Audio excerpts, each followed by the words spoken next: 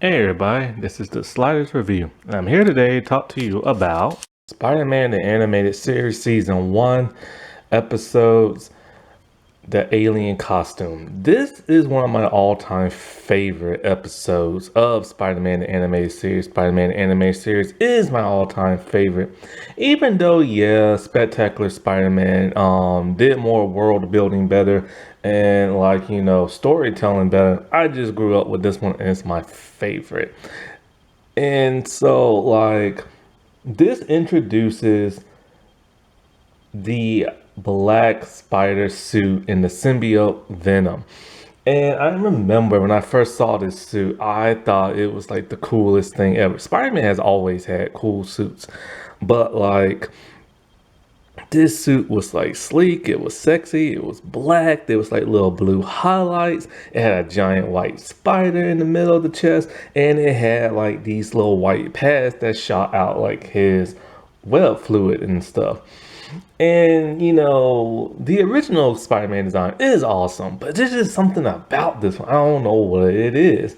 And I think I read somewhere that the person who created this was like a contest they had years ago. And the winner got like $200. And basically, they got a measly $200 while Marvel's making millions off this suit. And Venom, boy, I swear, boy, them always sticking it to a little person. And what I like about this episode, one, it's a three-parter. It was so epic. It gave us a villain that was basically, well, Spider-Man turns into a villain for the most part. He's like an anti-hero and he's really over the edge. And it shows Spider-Man a completely different light because normally he's all happy and chipper and all this other stuff. But here he is very dark. And then it introduces us to Venom, a little Spider-Man villain that has all of his abilities, but is able to surpass his spider sense. And that's like really interesting because it's like, he's fought people before that had like really interesting designs and power set, but nobody who had a power like his and greater than his because his powers are amplified and stuff. And it was really one of those times where you really saw Spider-Man at his low point and at his like most scared he's ever been. And I really like that because it gives the hero a nice flaw in everything. And the fact that we got to spend so much time with like the black suit in the second episode and a little bit in the first, that was really cool. I just wish we could have spent more time with the black suit, but sadly we didn't. And it was cool that they brought Eddie Brock back because he kind of disappeared from the first season after Spider-Man started embarrassing him and him losing his job and all this other stuff. I really liked how they world built that early on in the first episode of him and Spider-Man not getting along and stuff. And yes, this does the whole Venom thing a whole lot more better than Spider-Man 3. Even though Spider-Man 3 was somewhat based off this. And I really liked how John Schemper came up with the idea of Spider-Man getting this version of the black suit from astronauts going in outer space, bringing back the mineral rock, and then it had like the alien inside it, as opposed to him going into like secret wars and his suit getting damaged, and then he gets a new suit built by a machine and it just comes out black and he's like, all right, cool, whatever. But I really hate in the comments how they retconned it to say that Deadpool had the symbiote first and he's what drove the symbiote crazy. I hate that so much. They need to stop with crap like that and stop retconning everything. And so with this episode, it's basically John Jameson's son going out into outer space. And so, like I said before, they had to bring back this mineral rock they found called Promethium X. I always thought that was real, but it turns out it's completely fake. Well, I swear, these comic book shows, they come up with these cool names and things just end up being so fake. And so, like, the Kingpin, he wants his hands on this rock. So Alistair Smythe is all like he has the perfect guy and like the perfect suit. Now, this is the part that I hate. We get two new Spider-Man villains, and there's no real introduction to them other than Alistair Smythe being all like, I know somebody and I have a suit. It's like world build, man, world build, I mean, it was kind of odd because in some of their other villains, they world build, and so I always hated how they did that. And I love how Spectacular Spider-Man introduces their villains and stuff and how they got their suits. It's just a shame that they like, did the whole like rush thing when it came to this series. And so, when they're coming back to like space, the symbiote busts out the rock and started attacking the astronauts, and they're about to crash land. And so people are worried because they're about to smack dab in New York, you know what I'm saying? But then Smythe realizes that it's gonna hit, I think, the Hudson River or something like that. And so that's when Kingpin sends, like Rhino and everything. And so Spider-Man, he has to go there and like, save the astronauts. And when he gets there, inside is already Rhino. So they tuffle and everything, and he gets his butt whooped. But he puts a spider tracer on. I always love those spider tracers, man. But then when he gets out of it, he realizes something. There's like black tar all over his costume. And he just thinks it's tar. And so Peter is really going through it in this episode because like everybody's getting on his case about this and that. And Jameson tried to frame Spider-Man for like, stealing the Prometheum X from the astronauts. Why? Because of Eddie Brock. Basically, Eddie was taking pictures and like he just lied on Spider-Man. So of course Jameson believed him and he got his old job back. So this irritates Peter, and we get to see a darker version of Peter before the suit takes over and stuff. Even Aunt May pisses him off because she hates Spider-Man and stuff. And so he heads back and realizes, my suit's all like dirty. I'll just like clean it later. Why not? You know what I'm saying? And so when Kingpin gets like the rock, he's testing it out and all this other crap. And so like, I don't know, I don't think he tests it out. Or maybe he does, I can't remember. But anyway, Spider-Man goes to, or Peter goes to sleep. And then we get this awesome dream sequence of like his, like, it's like a weird dream version of his spider costume and this weird black, like shady looking thing fighting each other. And they're like grabbing on to Peter and having like a tug of war and everything. And this is like an illustration from like the comics. I love how they ripped that out. I wish the movie could have done that. I wanted to see that so bad. And so like when the black like shadow thing wins, Spider-Man wakes up in the middle of like downtown and realizes something. He's wearing a black costume for some bizarre reason and stuff.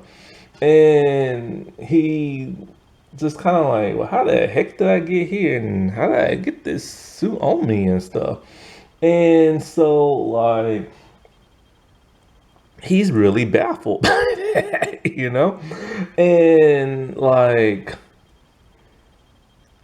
what is it? What is it? So, like, but he thinks it came from the Hudson, but he don't know where it came from. And so as he's swinging around, he realizes he's swinging faster than he's ever swung before. He's stronger than he's ever been stronger before.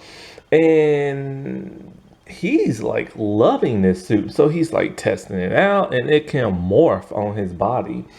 And, he's just having a blast, not realizing that it's taking over his mind. Well, he sees Felicia Hardy and what's that idiot's name? Flash Thompson. And so Flash is being his normal butthead self. I can't stand Flash.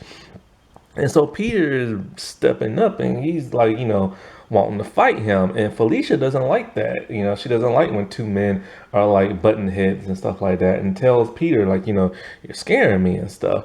Well, you know, Smythe still wants to test out that rock so he can show, like, you know, the people who post the auction for it, but they need certain, like, you know, carbon rods and this and that. So they have Rhino go steal it. Well, that alerts Spider-Man, his spider tracer. So he heads there, and him and Rhino, they get into it. But Peter's a whole lot stronger now, so he's tossing Rhino around like a rag doll. And he gets to the point where he's about to kill Rhino. And it's like, holy crap, dude, like, what you doing? And Rhino's even like, dude, this ain't you. You don't kill people. And he's all like, why not? I got the power and stuff. And then he remembered what his Uncle Ben told him, and he stopped. So as he's like on a like rooftop and everything, he looks into like a window and sees his reflection, and all of a sudden the Venom face can like pop in his reflection, and he's just like terrified and stuff. So in the next episode, Spider-Man's fighting some people. They look military. I have no idea if they're military or domestic terrorism or like whatever, but he's like fighting them and stuff. And so he's just like, you know, kicking their butts, and they use some type of sonic blaster on him. And then now we get to see the first weakness of the symbiote. Well, pretty much the only weakness, because they don't do like the comics. In the comics, it's also scared of fire, but they just do like sound vibrations. And so he realizes that, you know, that he has a weakness and he doesn't understand how. So in frustration, he decides he's going to take out his anger on like Jameson and stuff, because Eddie Brock is talking about the pictures he took of Spider-Man and like, you know, the shuttlecraft and him stealing Prometheum X and stuff like that. And so he tells him, you know, like, you need to check your sources because Brock is lying to you and this and that. And he threatens both of them to where security has to like break it up. And Jameson is actually scared the first time of Spider-Man. And normally he's just very like angry, rude, and arrogant, but he's like terrified almost. So Spider-Man realizes he lost control again, and he needs to figure out what is going on with him and why he has these urges. So he goes to see Doc Connors, and he has him take a sample of like the symbiote. But the symbiote, whenever you try to cut it off, it moves around and stuff. Like, it is literally alive. I'm telling you, they did this so much better than Spider-Man 3. And so Connors realizes that it's some type of symbiote, and it, you know, takes over its host. And so he tells Spider-Man, you know, take that thing off. And Spider-Man's like, no, man, like, I need it and stuff. Well, when Jameson's at the hospital with his son comes to for like a second and says like, man in the rhino suit. So Jameson now knows that Brock was lying, and he's furious to the point where he fires him. And so he has to do like a retraction on television. This catches the attention of the Kingpin, who doesn't want no loose ends and can tie things back to him. So once again, Smythe's like, I have the perfect man in the perfect suit. So we get Shocker and everything. They really rushed that. But at least Smythe got to test out the Prometheum X for the buyers and show that you take a chunk of it, heat it up, boom, it explodes and stuff. And so Spider-Man is headed to Brock's place. Brock has now been kicked out of his home, and he blames Spider-Man. He blames Spider-Man for everything, even getting like a cold and stuff, right? Like, this man hates Spider-Man. But I like this version of Brock better than the one in the movie. The one in the movie just acted like a young, arrogant idiot. And this one actually acts like a slimy sleazeball, you know? And so, like, while Spider-Man's in his apartment looking for like the negative film and stuff, he overhears a confrontation outside. It's Shocker. Now, I originally thought Shocker was Electro at first, because I had stopped reading Spider-Man comics when I was younger, so I just didn't know. But I always liked Shocker's outfit. It's really cool.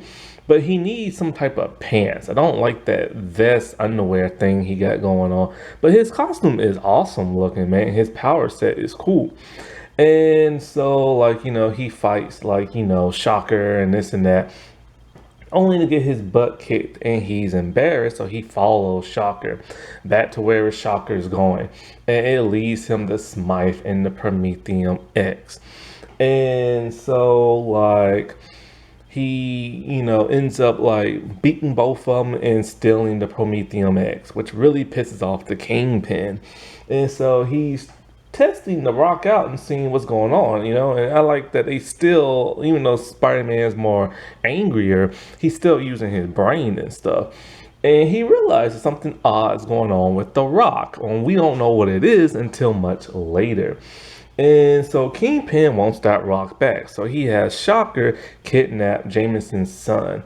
And so Jameson now has to like plead to Spider-Man and everything. It's so ironic that he hates Spider-Man, but he's having to plead with him to get his son back. So Spider-Man accepts, and he goes there, and of course it's an ambush. It's Smythe, it's Shocker, and they're trying to kill him.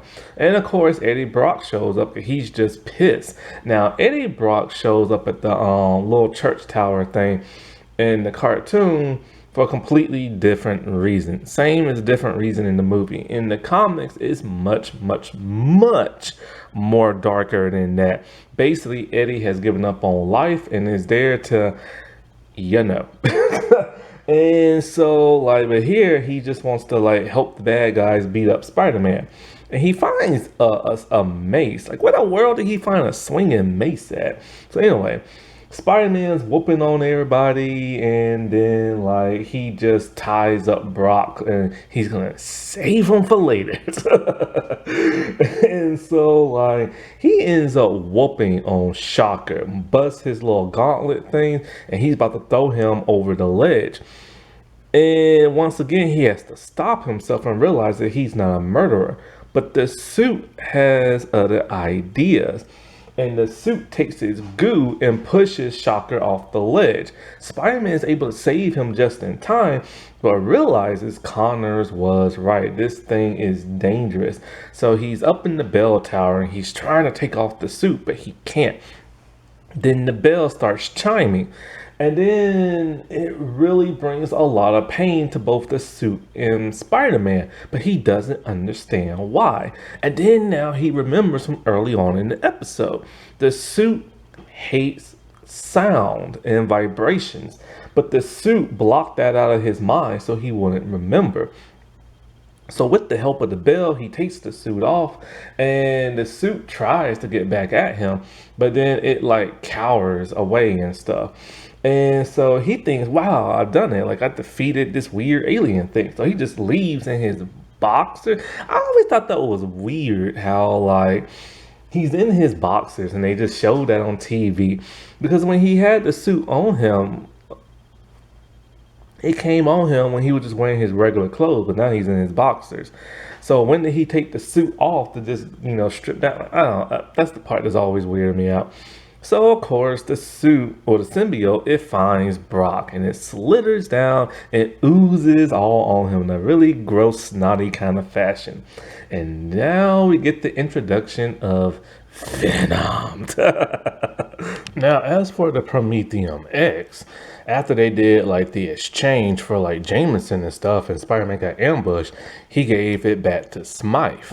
And there's a reason for that.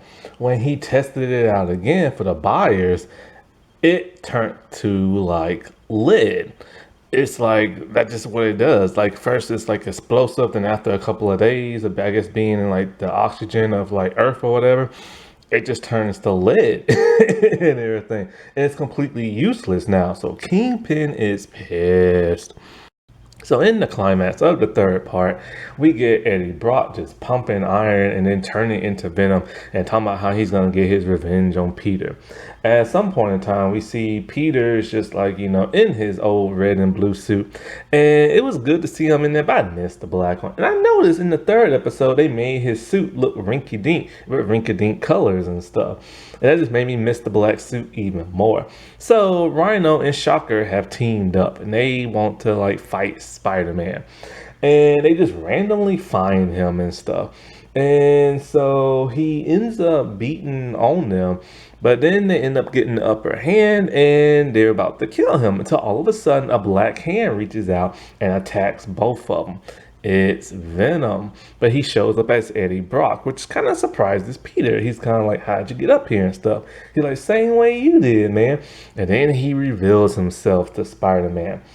And so, like, he's this monstrous, big, muscular thing. You know, I always noticed something when Spider-Man was in the black suit, he always looked taller and everything and bulkier. And so Venom is very bulky. He's just muscle on muscle. His face has always been odd. It looks like an alligator face or something like that, like a skeleton alligator snout, you know? And so, like, he's just taunting Spider-Man. And Spider-Man is kind of wondering, yo, where my spider sense at? And everything. And he realizes that Venom has the same power set as him and turns off his spider sense. And it even duplicates his webbing and stuff. Which I like the fact that his webbing is white here as opposed to being black like in the movie. Because if it's black and it's technically a part of him, then anytime he leaves a piece behind, wouldn't that just go find somebody and turn into one of his kids? So that's always weirded me out. And so, like, he realizes that, you know, Brock has bonded with the symbiote so much that they refer to themselves as we and everything, as opposed to Spider-Man, who just always said I. So that's always weirded me out. So was Spider-Man fully assimilated into the suit? And that's why he kept calling himself I? Because that's how Carnage is. That's always been a weird thing in, like, you know, when it came to him in that black suit, he kept referring to himself as like I and everything.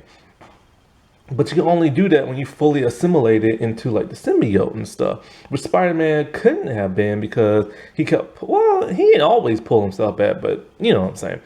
So he's going around town and looking for Brock and realizing he can be anywhere and stuff. And Brock is literally taunting him. He goes to his place.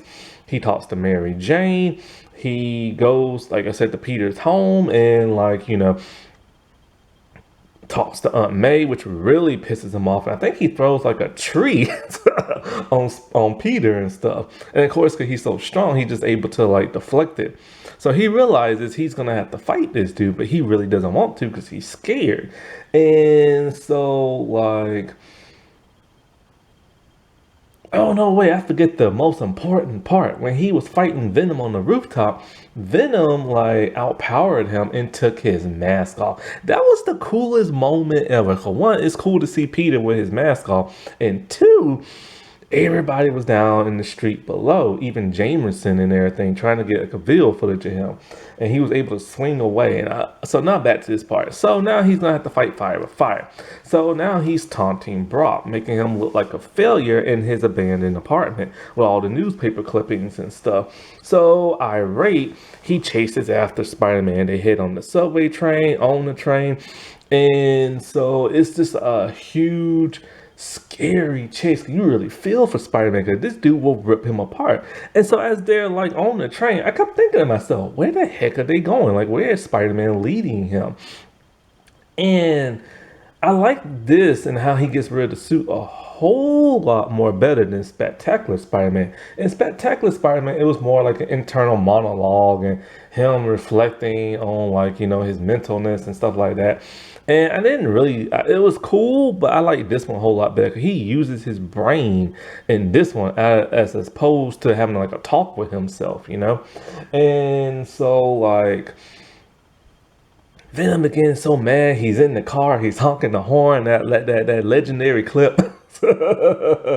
And they're going to the space station. I'm like, well, why are they going there? And so Spider-Man realizes that if he can use the engines of the rocket, it will knock the symbiote suit off of Brock like the bell did to him. And it was perfect. So he wraps the suit up and like, or the symbiote up, and he just throws it on like the rocket and web it. So next thing you know, now the suit is completely gone, or symbiote, I should say, is completely gone and everything. And that was like the coolest thing like ever. I was like, so that was his plan the entire time. I loved how he used his brain. And then of course, Jameson was there, and with the NASA people, and they see Spider-Man and Brock, so Spider-Man just leaves him there to get arrested. Because technically he is a bad guy. I mean, he tried to kill Spider-Man in the second episode, and he really tried to kill him in the third. And so when he's with Mary Jane, like Peter's like just looking up into space, worried that one day that thing might come back and stuff. But he's happy that he said he fought and defeated his most powerful like villain. And this has always been like a cool episode and stuff. And I've been meaning to talk about it back in like September or something like that. But I like got busy, and because I wanted to finish out the first season of like the animated series of Spider-Man from like the villains I really like. I think I left out the Chameleon episode only because that episode is alright, but I could care less about Chameleon and stuff. Alrighty, well, I'll talk to y'all later. Bye.